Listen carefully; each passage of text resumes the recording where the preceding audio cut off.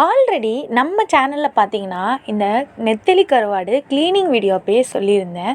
அடுத்த வீடியோவில் கண்டிப்பாக அதை எப்படி ஃப்ரை பண்ணலாம், ரசத்துக்கு, சாம்பாருக்கெல்லாம் எப்படி அதை வந்து ஒரு சைட் டிஷ்ஷாக வந்து அட்டகாசமாக டிஃப்ரெண்ட்டாக ஃப்ரை பண்ணலாங்கிறத சொல்கிறேன் அப்படின்னு மறக்காமல் கமெண்ட் பண்ணுங்கன்னு நிறைய பேர் கமெண்ட் பண்ணியிருந்தீங்க. எப்போ அந்த வீடியோ வரணும். ஸோ அதுக்கான வீடியோ தான் இது. நிறைய பேர் அந்த க்ளீனிங் வீடியோ பார்க்காம இருக்கிறதுக்காக தான் இந்த ஃபஸ்ட்டு கொஞ்சம் கிளிப்ஸ் கொடுத்துருக்கேன். இந்த மாதிரி நெத்திலி கருவாடை நல்லா கயனியில் அரிசி கழுவின தண்ணியில் போட்டு கழுவி மஞ்சத்தூள் போட்டு எடுத்து வச்சுக்குவாங்க. இப்போ அதை ஃப்ரை பண்ணுறது எப்படின்னு பார்த்துடலாம். ஒரு எண்ணெய் சட்டி வச்சுக்கோங்க. அதில் கொஞ்சோண்டு எண்ணெய் ஊற்றிட்டு கொஞ்சம் தேவையான அளவுக்கு அதிகமாகவே கொஞ்சம் ஊற்றிக்கலாம். ஏன்னா கருவாடு வந்து அப்போ தான் நல்லா கிறிஸ்பாக நம்மளுக்கு ஃப்ரை ஆகும். எண்ணெய் ஊற்றிட்டு சின்ன வெங்காயம், எந்த அளவுக்கு இதுக்கு சின்ன வெங்காயம் சேர்க்குறீங்களோ அந்த அளவுக்கு ஃப்ரை வந்து அட்டகாசமாக இருக்கும். கொஞ்சோண்டு கருவேப்பிலை, ஒரே ஒரு தக்காளி, என்ன பண்ணுங்கன்னா 2 பல்லாரி, ஒரு தக்காளி, கொஞ்சோண்டு கருவேப்பிலை எல்லாம் நல்லா ஒரு கிரேவி கன்சிஸ்டன்ட் வர அளவுக்கு நல்லா வதக்கிக்கோங்க.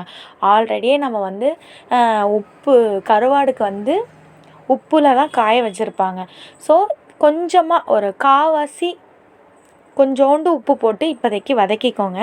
நம்ம அதுக்கப்புறம் சாப்பிட்டு பார்த்துட்டு இன்கேஸ் உப்பு இல்லைனா கூட நம்ம ஆட் பண்ணிக்கலாம். பட் ரொம்ப உப்பு கரிச்சிடுச்சுன்னா அதை நம்மளால் சாப்பிடவே முடியாது. லைட்டாக உப்பு போட்டு நல்லா வதக்கிக்கிட்டே இருங்க. வதக்கினதுக்கப்புறம் கொஞ்சோண்டு சோம்புத்தூள், இந்த சோம்புத்தூள் பார்த்திங்கன்னா வாசனையே அந்த கருவாட்டோட கிரேவியவே இன்னொரு லெவலுக்கு எடுத்துகிட்டு போயிடும். ஸோ மறக்காமல் இதில் 1 ஸ்பூன் அளவுக்கு தாராளமாகவே சோம்புத்தூள் சேர்த்துட்டு நல்லா ஃப்ரை பண்ணிக்கோங்க. ஃப்ரை பண்ணோடனே பார்த்திங்கன்னா அந்த சோம்போட ஸ்மெல்லு வந்து உங்களுக்கு வர ஆரம்பிச்சிடும்.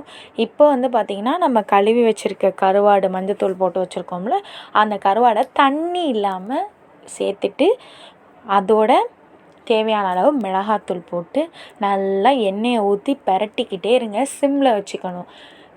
கொஞ்சம் ஸ்பீடாக வச்சுக்கிட்டிங்கன்னா கூட அடி பிடிக்க ஆரம்பிச்சிடும். அப்புறம் இவ்வளோ தூரம் செஞ்சு அது வேஸ்ட்டாக தான் போயிடும். ஸோ என்ன பண்ணுங்கள், லைட்டாக சிம்மில் வச்சுட்டு அப்படியே டீப் ஃப்ரை பண்ணிக்கிட்டே இருங்க.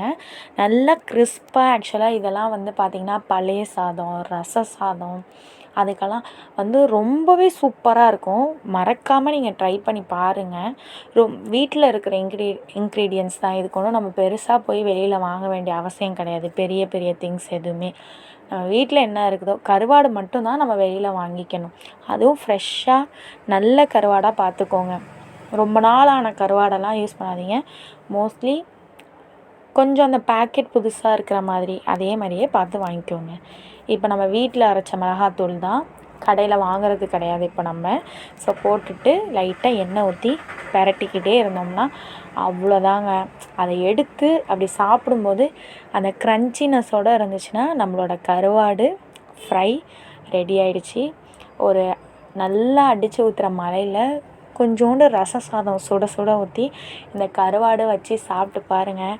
டேஸ்ட்டு அம்புட்டு ருசியாக இருக்கும். மறக்காமல் இந்த ரெசிபியை ட்ரை பண்ணிவிட்டு எப்படி இருந்துச்சுன்னு சொல்லி நம்ம சேனலை சப்ஸ்கிரைப் பண்ணிவிட்டு ஒரு கமெண்டையும் தட்டி விட்டுட்டு போங்க. பாய்.